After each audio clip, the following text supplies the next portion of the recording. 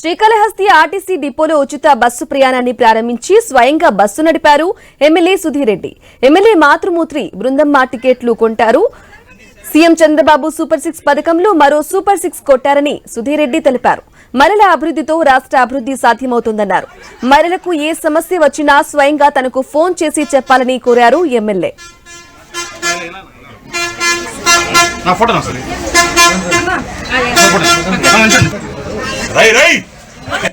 Bus టికెట్ల నుంచి మరి ఇండిపెండెన్స్ వచ్చింది ఆడవారికి.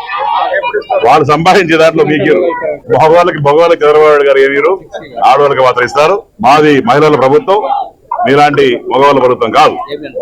ఈ ఫ్రీ బస్సు కార్యక్రమం రంగరంగ వైభవంగా ఈరోజు శ్రీకాళహస్తిలో స్టార్ట్ చేయడం జరిగింది. చంద్రబాబు నాయుడు గారు మరి బస్సు ఎక్కి ఆయన విజయవాడ వీధుల్లో అక్క చెల్లెలు తిరుగుతుంటే ఆయన ఆనందంగా అద్దులేదు.